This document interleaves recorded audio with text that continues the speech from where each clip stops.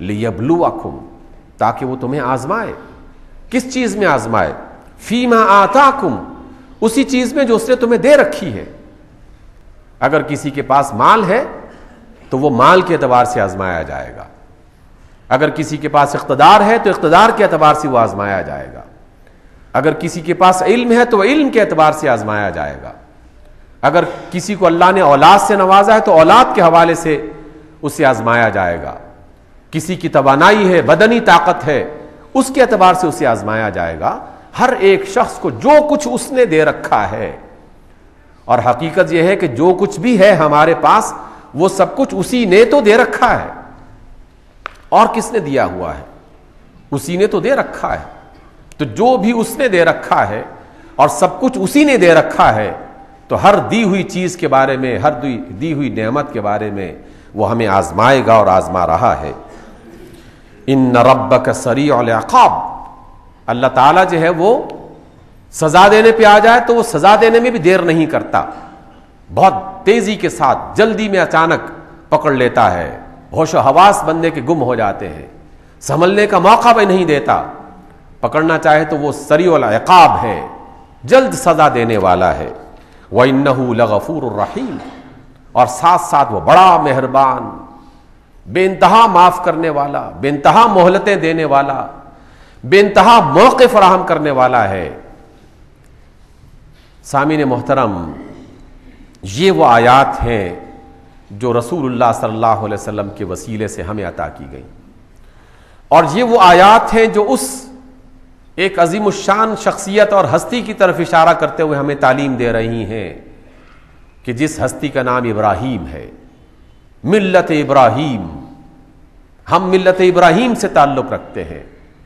ہمارے نبی محمد صلی اللہ علیہ وسلم بھی ملت ابراہیم سے تعلق رکھتے تھے، اور ملت ابراہیم ہونے کے ناطے سے جتنا بڑا فضل ہے، جتنا بڑا درجہ ہے، آزمائش اور امتحان بھی اتنا ہی بڑا ہے.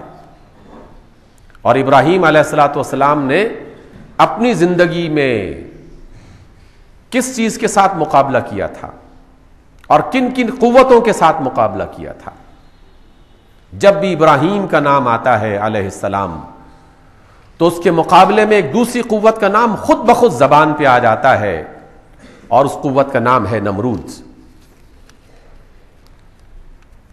ابراہیم اور نمرود یہ ایک دوسرے کی ضد ہے، جیسے موسیٰ اور فرعون ایک دوسرے کی ضد ہے. اور ہم ملت ابراہیم سے تعلق رکھتے ہیں، اس لیے جس طرح ابراہیم علیہ الصلوۃ والسلام نے اپنے وقت کے نمرود سے مقابلہ کیا اور نمرود کی سازشوں اور چالوں کا مقابلہ کیا، اسی طرح ملت ابراہیم کو بھی وقت کے نمرود سے مقابلہ کرنا ہوگا. جب تک ہم اس ہدف کو، اس بنیادی بات کو نہیں سمجھ پائیں گے، یہ آئے دن کی مصیبتیں ہم پر مسلسل مسلط ہوتی چلی جائیں گی. یہ کوئی بہت بڑی مصیبت نہیں ہے کہ چینی 125 روپے کلو مل رہی ہے، 130 روپے کلو مل رہی ہے، پیٹرول کی قیمت زیادہ ہو رہی ہے، چیزوں کی قیمت زیادہ ہو رہی ہے. یہ بہت بڑی مصیبت نہیں ہے، یہ تو اس بڑی مصیبت کے اثرات ہیں، یہ تو اس کی نشانات ہیں. اصل بڑی مصیبت وہ نمرود ہے جس کو پہچاننے سے ہم لوگ انکار کر رہے ہیں. ملت کے اعتبار سے بھی اس نمرود کو پہچاننے سے انکار کر رہے ہیں، قوم کے اعتبار سے بھی پہچاننے سے انکار کر رہے ہیں، اور افراد کے اعتبار سے بھی اس نمرود کو پہچاننے سے انکار کر رہے ہیں. لیکن جسے اللہ نے حکمت سے نوازا، دانائی سے نوازا، انہوں نے اپنے وقت کے فرعون کو پہچان لیا تھا. اس ملت اسلامیہ کے حکیم اور دانا، حکیم الامت، مصور پاکستان، کیا بات کہی تھی انہوں نے؟ یورپ کی سرزمین کا چپا چپا گھوم کر جب وہ آئے تھے اور اس نے ابلیسی سازشوں کو کام کرتے ہوئے دیکھ لیا تھا، تو اسی لمحے یہ بات کہہ دی تھی کہ آگ ہے، اولاد ابراہیم ہے، نمرود ہے. کیا کسی کو پھر کسی کا امتحان مقصود ہے؟ میں منظر دیکھ رہا ہوں کہ نمرود نے اپنے لشکر تیار کر لیے ہیں، اور ابراہیم کی اولاد اس چتا میں جلانے کے لیے اس کو بھی تیار کیا جا رہا ہے. اور مجھے لگتا ہے کہ کہیں امتحان شروع ہونے والا ہے اور یقیناً کوئی اولاد ابراہیم کی آزمائش کرنا چاہ رہا ہے، اور اولاد ابراہیم اس چتا میں جلائی جا رہی ہے۔ وہ چتا جل چکی ہے اس زمانے سے کہ جس زمانے سے سرمایہ دارانہ نظام نے اس زمین پر آنکھ کھولی تھی، اور سرمایہ داروں کی تنظیموں نے اور ان کے ملکوں نے بڑے خوبصورت نعروں کی صورت میں، بڑے خوبصورت لفظوں کی صورت میں پوری دنیا کو اپنی لپیٹ میں لینے کا ارادہ کر لیا تھا۔ اس وقت سے نمرود اپنے لشکروں کے سمیت آگے بڑھ رہا ہے۔ اور جب ہم قربانی کا تذکرہ کرتے ہیں تو جان لیجئے، اچھی طرح جان لیجئے، دل و دماغ میں اس بات کو بٹھا لیجئے کہ قربانی کسی بکرے یا دمبے یا گائے کے گلے پر چھری چلانے کا نام صرف نہیں ہے، یہ تو اس کی ایک علامت ہے، صرف یہ اس کی نشاندہی ہے، یہ اس کی ایک علامت ہے تاکہ انسانوں کو ان علامتوں کے ذریعے سے اپنے بڑے مشن کو وہ یاد رکھ سکیں، ابراہیم علیہ الصلوۃ والسلام کے بڑے مقابلے کو اور بڑی آزمائش کو وہ اپنے ذہن میں تازہ کر سکیں۔ اور اسی وجہ سے تو کہا گیا تھا رسول اللہ صلی اللہ علیہ وسلم کیوں ہر دفعہ قربانی کرتے وقت بسم اللہ اللہ اکبر پڑھنے کے بعد یہ فرمایا کرتے تھے قل ان صلاتی ونسکی ومحیای ومماتی للہ رب العالمین، کیوں کہا کرتے تھے؟ کیا اتنا کہنا کافی نہیں تھا بسم اللہ اللہ اکبر اور جانور ذبح کر دیتے؟ کیوں اس جملے کا اعادہ کیا کرتے تھے، اس آیت کو دہرایا کرتے تھے؟ یاد دلانے کے لیے کہ جانور کی قربانی محض ایک علامت ہے، اصل قربانی اس نمرود کا مقابلہ کرنا ہے جو دنیا میں فساد کی بنیاد ہے، فساد کی جڑ ہے، اور وہ فساد اور وہ زمانے، اس زمانے کا نمرود وہ سرمایہ دارانہ نظام اور اس کا علمبردار، اس علمبردار کا نام امریکہ رکھ دو، اس علمبردار کا نام فرانس رکھ دو، اس علمبردار کا نام یورپ رکھ دو، اس علمبردار کا نام اپنے ملک کے کسی ساہوکار کو، کسی بہت بڑے ذمہ دار کو، کسی بہت بڑے صنعتکار کو جو دولت پر سانپ بن کے بیٹھا ہوا ہے، وہ سب کے سب اس کے علمبردار ہیں، اور کسی کی آنکھ میں بینائی ختم نہیں ہوئی۔ ہم سب جانتے ہیں یہ 125 روپے چینی کیا چیز ہے، یہ اس سرمایہ دارانہ ذہنیت کی بنیادی علامت ہے کہ جس کی وجہ سے دولت موجود ہے، چیز موجود ہے، لیکن زیادہ پیسے کمانے کی ہوس جب ملکوں کے ذہنوں میں آتی ہے تو وہ پھر ملکوں کو تاراج کرتے ہیں۔ کسی بندے کے ذہن میں آ جائے تو وہ اپنے علاقے میں آنے والے کسی گاہک کو لوٹنے کی وہ کام کرتا ہے، اور کسی صنعتکار کے ذہن میں آ جائے تو وہ پورے علاقے کے سرمایہ کو اور وہاں کے مال کو سمیٹنے کی کوشش کرتا ہے۔ ایک ہی کردار ہے، اس کردار کا نام کوئی بھی رکھ دیا جائے اور وہ کردار ہے سرمایہ دارانہ ذہنیت، جس میں انسان کوئی حقیقت نہیں رکھتا، اللہ کی مخلوق کوئی حقیقت نہیں رکھتی، اور اسی کی وجہ سے مسلسل ہم پر وہ نمرود مسلط ہے، اور ہم چاہتے نہ چاہتے ہوئے، ایک بڑی تعداد نہ چاہتے ہوئے اور ایک مخصوص تعداد باقاعدہ اس غلط فہمی کا شکار ہو کر اس نمرود کے سامنے سر جھکا کے کھڑی ہوئی ہے، اور مسلسل لوریاں دے کر قوم کو سلانے کی کوشش کر رہی ہے کہ ہم اس نمرود کے ساتھ ایک ایسی دوستی بنا رہے ہیں کہ جس کی وجہ سے ملک ترقی کر جائے گا۔ سامعین محترم، یہ اللہ کی کتاب زندہ کتاب ہے، اور یہ زندہ کتاب ہماری اس دنیا کے لیے ہے، ہماری زندگی کے لیے ہے، ہمارے ملک و ملت کے لیے ہے، ہماری چینی شکر پیاز سبزیوں اور چاولوں کے لیے ہے، انہی تمام چیزوں کے لیے ہے۔ ہماری زندگی، صحت، ہماری تعلیم، ہمارے ملک کی ترقی، ہمارے ملک میں آنے والی سہولتیں، ہماری زراعت، ہماری صنعت، ہماری تجارت، یہ کتاب ان سب کے لیے ہے۔ یہ کتاب اس کی سوا اور کچھ نہیں ہے کہ یہ ہمارے ہی معاملات کو ہمارے سامنے پیش کر کے اس کی مشکل بھی بتاتی ہے، اس مشکل کا حل بھی بتاتی ہے۔ اور آج میں نے جس نمرود کی طرف اشارہ کیا ہے اس نمرود نے پتا ہے، خبر ہے آپ کو کہ آپ کے ملک میں گزشتہ کئی سال سے کیا کر رہا ہے وہ نمرود؟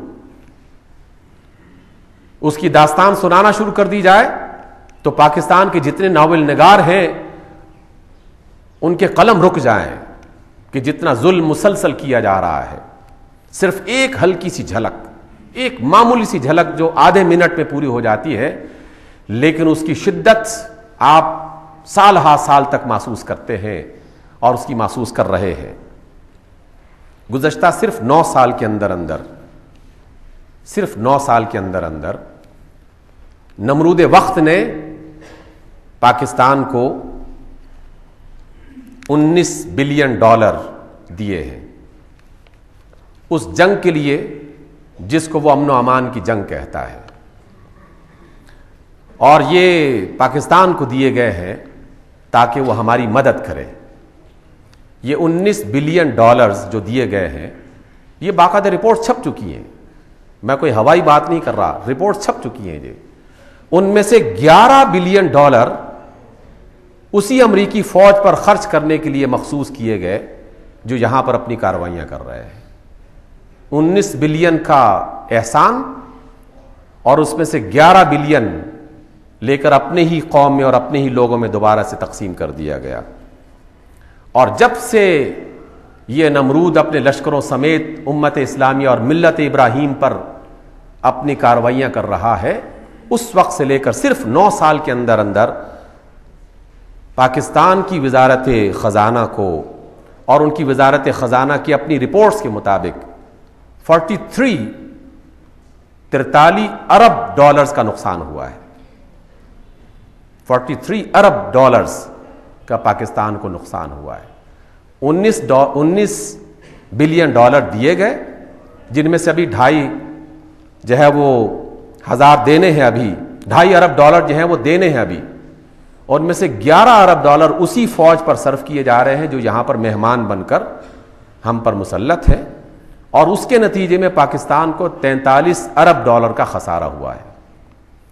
یہ صرف روپوں کی شکل میں، انسانی جانوں کی شکل میں، جو ہمارے پولیس والے مارے گئے، جو ہماری فوج کے افراد مارے گئے، جو ہمارے نہتے افراد مارے گئے، جو ہمارے پاکستانی مسلمان مارے گئے، جو ہمارے افغانی مسلمان مارے گئے. ان انسانی جانوں کی قیمت نہیں لگا رہا میں. یہ تو صرف وہ فگرز ہیں جو باقاعدہ لکھے جا چکے ہیں. سامعین محترم، اللہ کا پیغام، ملت ابراہیم کا پیغام اولاد ابراہیم کو یہ ہے کہ وقت کے نمرود کو پہچانو. اور وقت کا نمرود آپ کو اس راستے میں لے کے جا رہا ہے کہ جس میں ہر روز آپ کو کہیں نہ کہیں لاشیں اٹھانے پڑیں گی. ہر روز کوئی نہ کوئی ایسی چیز سننا پڑے گی کہ جس میں انسانوں کی چیخیں بلند ہو جائیں. خاک و خون میں مسلسل اضافہ ہوتا چلا جائے گا. قیمت میں ایک دمڑی کی کمی نہیں پیش آئے گی اگر وقت کے نمرود کو پہچانا نہیں جائے گا. اس لیے کہ یہ قیمت جس کی وجہ سے بڑھ رہی ہے اور انسانی زندگی میں مشکل اور خرابی جس کی وجہ سے بڑھ رہی ہے، اس کو پہچاننے سے ہم بحیثیت ملت اور بحیثیت حکومت اس کو پہچاننے کے لیے تیار نہیں ہیں.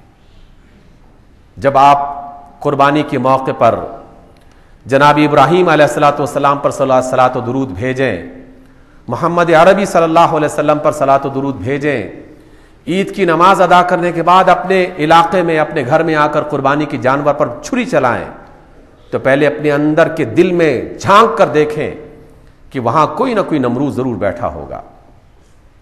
اس نمرود کو پہچان کر اس کو للکارنے کی کوشش کریں.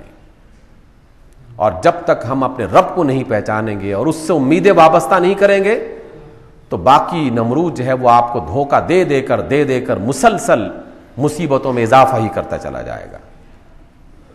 اس لیے ابراہیم علیہ الصلاۃ والسلام کی طرف سے اور ابراہیم علیہ الصلاۃ والسلام کی نسل میں سے جناب محمد صلی اللہ علیہ وسلم کی طرف سے اولاد ابراہیم کو آخری پیغام یہی ہے کہ اپنے وقت کے نمرود کو پہچانو اور اس کے لیے اپنے آپ کو تیار کرو.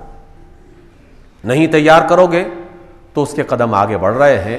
اگلے سال نہ جانے عید الاضحیٰ کے موقع پر کیا صورتحال پیش ہوگی. اللہ تعالی ہمیں آنے والی مصیبتوں سے محفوظ رکھے اور ہمارے اندر وہ ابراہیم جیسی قوت ایمانی پیدا کرے کہ جس کی وجہ سے ہم اپنا حال اور اپنا مستقبل محفوظ کر سکیں. اقول قولی ھذا واستغفر اللہ لی ولکم.